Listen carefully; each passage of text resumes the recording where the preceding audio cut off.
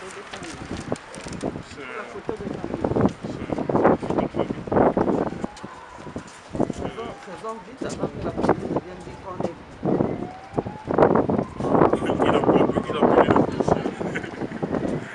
Donc ils appellent la police comme d'habitude. Il a fait la photo de famille. Voilà. Donc c'est lui là. Voilà. C'est lui. Ah, voilà l'ambassadeur, c'est lui. Donc, chers compatriotes, Les Camerounais sont là.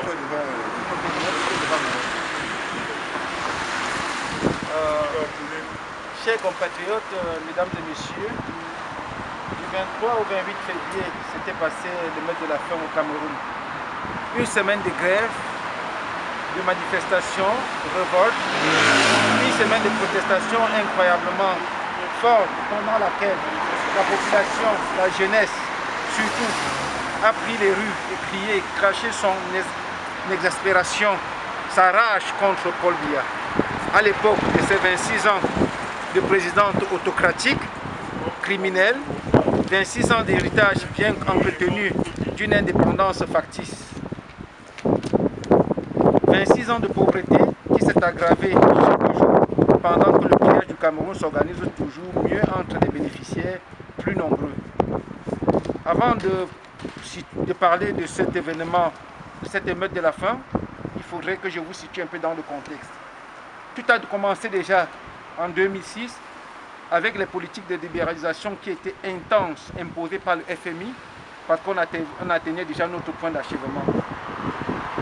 Le 31 décembre 2007, Paul Biya a fait un discours de fin d'année à la télévision, annonçant ainsi officiellement qu'il souhaiterait modifier la Constitution à l'article 6, alinéa 2, qui limitait le mandat présidentiel à 2 mandats, pour s'assurer un troisième septennat aux élections de 2011.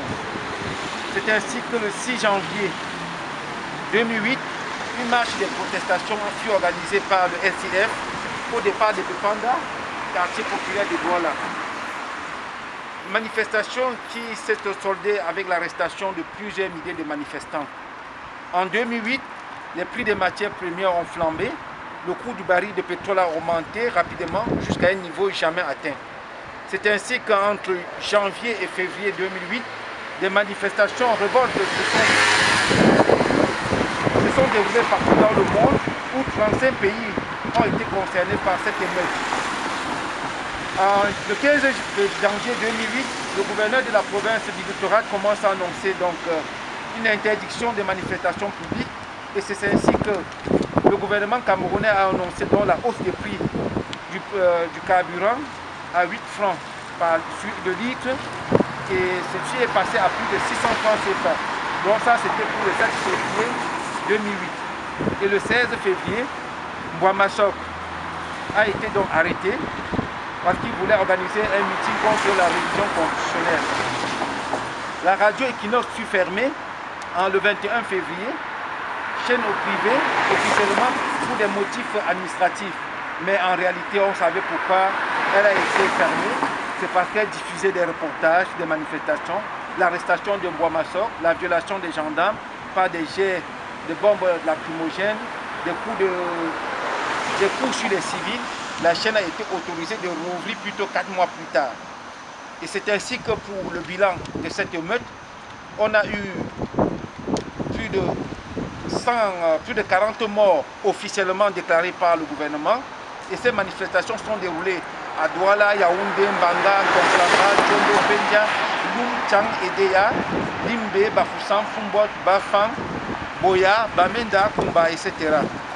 Mais la Ligue camerounaise des droits de l'homme a estimé à plus de 139 morts et avec de nombreux blessés. C'est donc avec beaucoup de respect et beaucoup d'émotion que nous nous tenons ici pour rendre hommage ici à Bruxelles, loin de notre pays, à nos compatriotes qui partent à la fleur de l'âge et qui partent avec beaucoup de courage, angoisse aussi, avec dévouement toujours pour servir leur pays, convaincus qu'un début, en tout cas, de la lutte sera toujours continue, sera courte.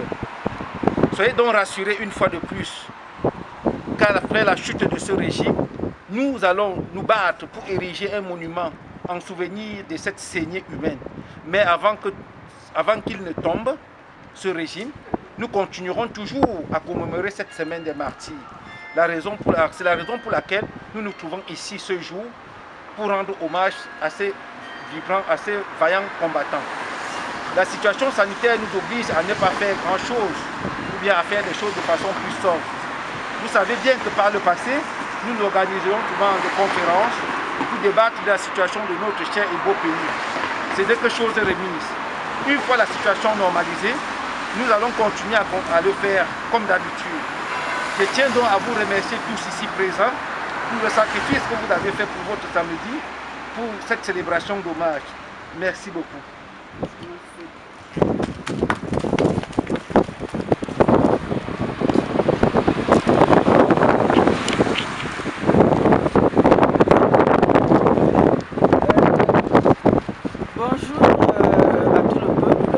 Bonjour à tous les combattants qui sont désireux de la liberté.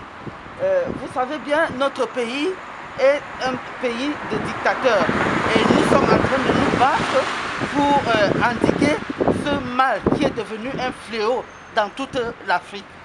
Aujourd'hui, nous nous tenons ici devant l'ambassade pour commémorer la semaine des martyrs et puis rendre hommage à nos chers compatriotes qui ont péri pendant la période des émeutes de février 2008. Ces gens ont péri, ces jeunes ont péri tout simplement parce qu'ils avaient faim. Aujourd'hui, nous nous rendons compte qu'un certain président qui a ordonné à l'armée de tirer sur ses enfants, demande aux jeunes aujourd'hui de revenir au Cameroun après avoir traversé les océans par des pirogues et avaient risqué leur vie, et beaucoup qui sont restés dans les océans demandaient de venir construire le pays.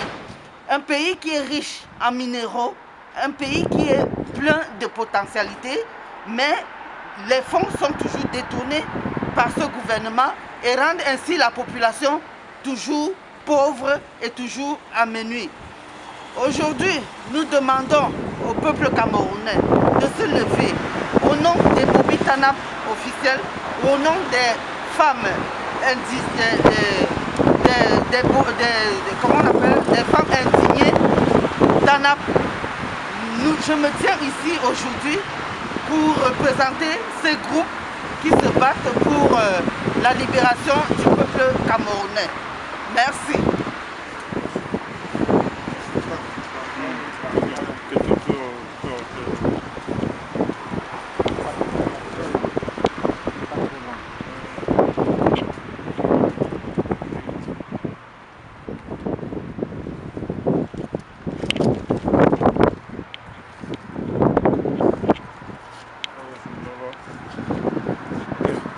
Bonjour tout le monde. C'est un plaisir d'être ici avec vous les combattants. Mais je tiens à rappeler pour ceux qui nous regardent, qui nous écoutent, cette journée, c'est vrai, nous n'avons pas beaucoup communiqué sur cette journée à cause des restrictions. Vous savez, avec la maladie que nous avons. En Belgique, ici, il est demandé comme ça, des personnes. Donc c'est pour ça que l'information n'a pas été donnée. Mais vous pouvez vivre en direct avec nous cet événement. Le devoir de mémoire nous appelle justement à penser à nos martyrs. Et quels sont ces martyrs? C'est ceux qui sont livrés un jour, qui ont donné de leur vie, de manière volontaire ou involontaire, pour que la condition des Camerounais puisse avancer. Mais il est très important de rappeler à toute dictature ces faits, ces crimes. Parce que ce sont des éléments qui marquent justement la période de gouvernance de cette dictature, la façon dont ils massacrent leur peuple qui justement se lève pour demander le mieux-être. Tout à l'heure, nous avons écouté le discours du grand frère Eli qui se situait dans la genèse et l'histoire de ces émeutes. Mais ce qu'il faut rappeler, en 2008, c'était la conjugaison d'une crise sociale et politique. Où M. Biya, pour se fossiliser au pouvoir, a sauté le verrou de la limitation des mandats. Donc, en 2008, Biya inaugure la présidence à vie. En 2008,